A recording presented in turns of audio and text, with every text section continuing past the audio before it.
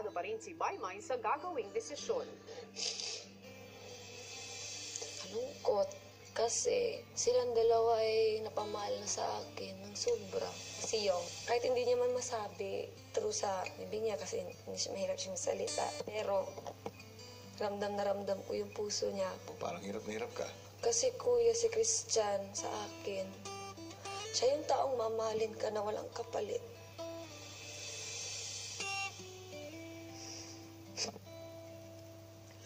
Hirap.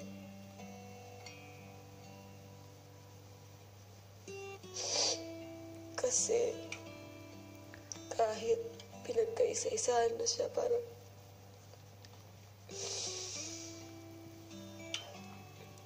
lumalaban pa rin siya. Mahirap, kuya, kasi napabilib din ako sa kakayahan niya. Nung lumabas din ako, yung lalo ko rin siya nakilala eh. Kung pwede silang dalawa, oo, piliin ko, kuya ba? Pero, yun nga, may isa pipiliin. Di nagtagal, tulalang magkasama na sina Maymay at Kisses sa pool area. Umiyak ka sa CR. Nataiyak ko lang. Sure ka? Ano, sure ka? Sure ka? Kwento mo naman sa akin. Hindi, wala yun. Dito, nag-promise kami sa isa't isa na tutulungan namin na maabot yung mga pangarap. It's hard, kuya, na isa lang yung matutulungan namin. Ate May, alam mo, isip ko, takot ako medyo kasi dito sa Dream Team parang lahat susubukin sa'yo.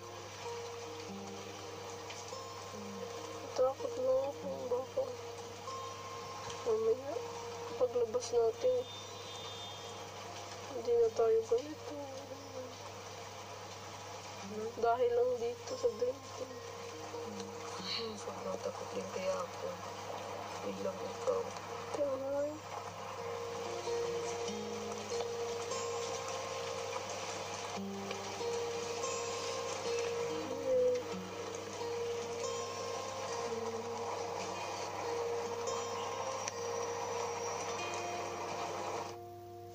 Abangan bukas!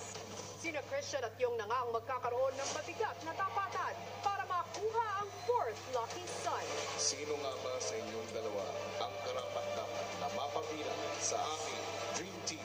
At sa kanilang pakikipaglaban para sa pangarap, kaninong pagkakaibigan nga ba ang matimbang? Kuya wants us to make a choice. Hirap naman.